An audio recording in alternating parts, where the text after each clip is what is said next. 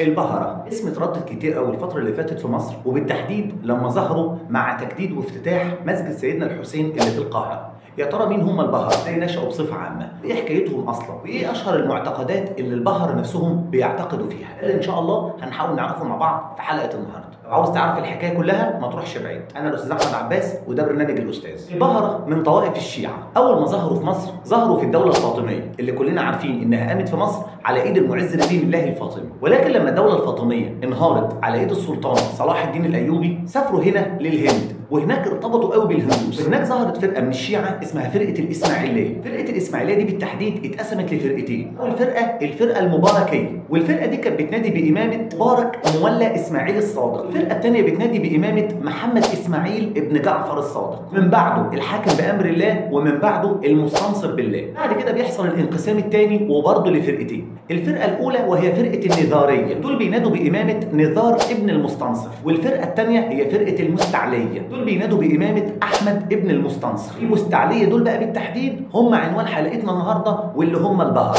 بعد كده البهرة نفسهم بينقسموا الانقسام الأخير لفرقتين، فرقة الداوودية وفرقة السليمانية. فرقة الداوودية دي هي عبارة عن بهرة جوجرات في الهند، وزعيمهم داوود برهان الدين ابن قطب شاه، عشان كده بيسموهم الداودية. وإمامهم النهارده محمد برهان الدين ابن طاهر سيف الدين، مقرهم في مدينة مومباي في الهند. والفرقة الثانية هي البهرة السليمانية، وكان إمامهم هنا سليمان ابن حسن الهندي، عشان كده سموا نفسهم السليمانية، ومقرهم النهارده في مدينة حيدر أباد وبرضه في الهند. عدد البهرة النهارده في العالم حوالي 2 مليون نسمة، موجود منهم ناس في الهند وناس في اليمن وناس في بريطانيا وناس في الامارات وفي الكويت كمان. وكلمه بهره هنا كان الاسم اللي اطلقوا عليهم الهندوس، وهناك علشان اشتغلوا بالتجاره فالهندوس سموهم البهره، ومعنى كلمه البهره كلمه التجاره. يجي بقى للنقطه المهمه جدا وهي اهم العقائد عندهم. اهم عقائدهم ان هم ما بيصلوش الجمعه، وبمعنى اصح ما بيصلوش في المساجد اللي فيها مسلمين السنه. لو اضطروا انهم يدخلوا مسجد فيه مسلمين سنه وبيصلوا هناك بيعملوا حاجز بينهم وبين المسلمين، ولو صلوا صلاه جماعه مع المسلمين بعد الصلاه ما بتخلص كل واحد فيهم بيعمل صلاه جديده بنفسه،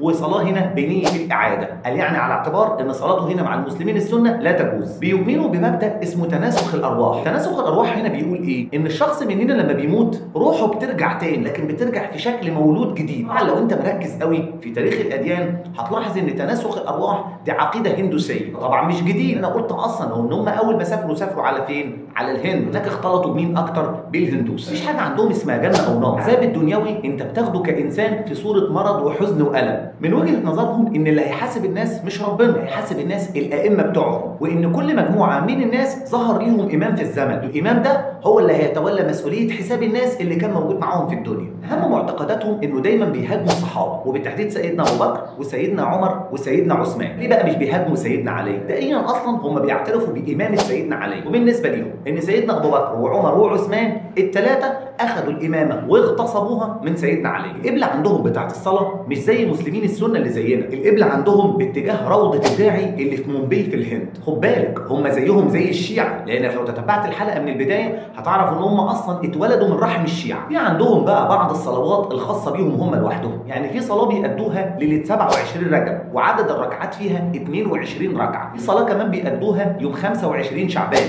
وعددها 14 ركعه، في صلاه كمان يوم 23 رمضان وعددهم 12 ركعه. ضمن عادات الدفن الغريبه عندهم ان لما الميت بينزل يدفن بينزل واحد معاه، الواحد ده شغلانته انه يكسر الدراع الشمال للميت، وهدفهم هنا ان علشان خاطر الميت لما يبعث قدام ربنا ما يستلمش كتابه بالشمال. مناسك الحج عندهم زي نفس المناسك اللي عند المسلمين السنه، ولكنهم بيحبوا دايما يخالفوا السنه، يعني يوم وقفه عرفه يا بيخلوهم قبل المسلمين بيوم يا بعد المسلمين بيوم، المهم نخالف السنه والسلام. بالنسبه لهم ربنا لا هو موجود ولا هو غير موجود، لا هو جاهل ولا هو عالم، هو قادر ولا هو عاجز والعياذ بالله. بالنسبه لهم النبوه شيء مكتسب، يعني ما هوش شيء الهي، اي انسان ممكن يكتسب صفه النبوه عادي. طبعا اشهر حد عندهم بيتصف بصفه النبوه هو الامام، يعني عندهم صفه الامامه بتساوي صفه النبوه، وده اللي يخلينا نعرف الاجابه هنا على السؤال هم ليه بيقدسوا سيدنا علي التقديس الفظيع ده. وطبعا بالنسبه لهم الائمه معصومه من الخطا، ما يعترفوش باي شخص يعتنق دينهم الا لما يكون مولود من اب وام من البهره، والا ده عشان يتم لازم يتم باذن الداعي اللي هو الامام اللي معاهم. الداعي نفسه ده بيفرض ضريبه عليه، زي الست لما تبقى حامل